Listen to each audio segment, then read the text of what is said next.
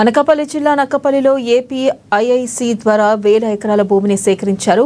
కాకినాడ జిల్లా తొండంగిలోని bulk drugs పార్క్ను ఏపీఐఐసి పొల్యూషన్ కంట్రోల్ బోర్డు ఆధ్వర్యంలో జరగనున్న ప్రజా అభిప్రాయ సేకరణని వ్యతిరేకిస్తామని వైసీపీ నేతలు అన్నారు.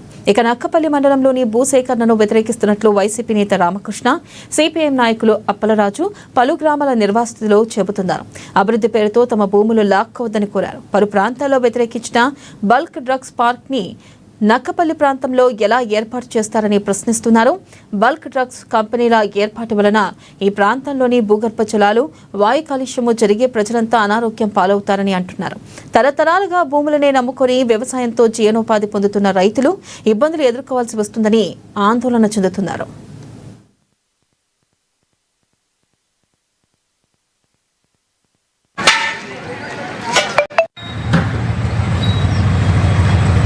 నక్కపల్లి మండలంలో రేపు ఉదయం 11 గంటలకి నక్కపల్లి ఎంఆర్ఓ కార్యాలయం వద్ద బల్క్ డ్రగ్స్ కంపెనీ తాలూకా ప్రజాభిప్రాయ సేకరణ పెడుతున్నారు. ఈ ప్రజాభిప్రాయ సేకరణలో ఈ ప్రాంతంలో ఉన్న మత్స్యకారులు అందరూ కూడా దీన్ని వ్యతిరేకిస్తున్నారు. ఎందుచేతంటే ఇది ప్రమాదకరమైన కంపెనీ. ఈ కంపెనీని ఇతర రాష్ట్రాల్లో కూడా వ్యతిరేకించారు. అక్కడ వ్యతిరేకిస్తే మన రాష్ట్రంలో కాకినాడ దగ్గర పెట్టడానికి ప్రయత్నం చేస్తే అప్పటి యనమల రామకృష్ణుడు గారు, తెలుగుదేశం నాయకులు యనమల రామకృష్ణుడు గారు వ్యతిరేకించారు. అలాంటి కంపెనీని ఈ ప్రాంతంలో పెట్టడం చాలా దుర్మార్గం. ఈ ప్రాంతంలో ఉన్న తెలుగుదేశం నాయకులు కూడా దాన్ని వ్యతిరేకించాలి. మా ప్రాంతంలో హోమ్ మినిస్టర్ గారు ఉన్నారు.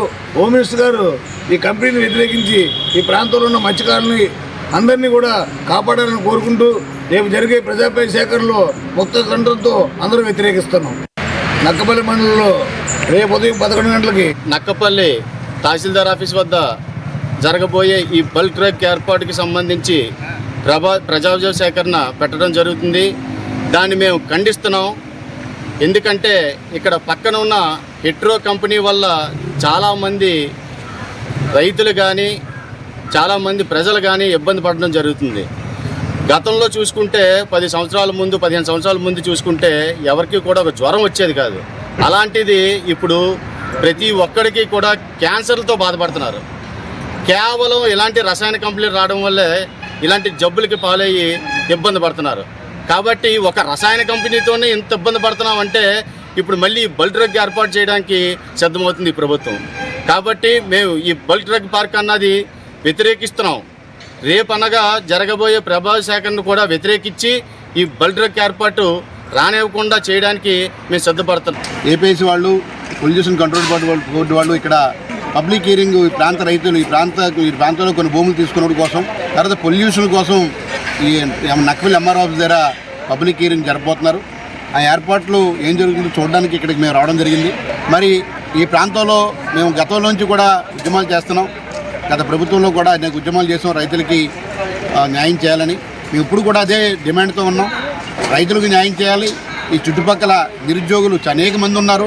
వేలాది మంది నిరుద్యోగులు ఈ ప్రాంతంలో ఉన్నారు.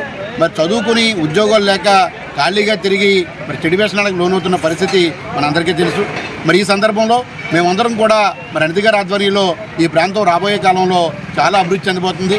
ఇక్కడ సుమారుగా 200 బల్క్ డ్రగ్స్ కంపెనీలు కానీ, మరి అలాగే మరి మాకు ఆర్సిలర్మిట్టల్ స్టీల్ ప్లాంట్ కానీ 1,60,000 కోట్ల రూపాయలతో స్టీల్ ప్లాంట్ రావడం జరుగుతుంది. మరి అది కూడా మరి ఈ ప్రాంతంలో అభివృద్ధి చెందుతుంది. మరి ఈ ప్రాంత నిరుద్యోగులందరికీ కూడా న్యాయం చేయాలని మేము కోరుకుంటున్నాం. ఏపీఐసి వాళ్ళు, పొల్యూషన్ కంట్రోల్ బోర్డు వాళ్ళు ఇక్కడ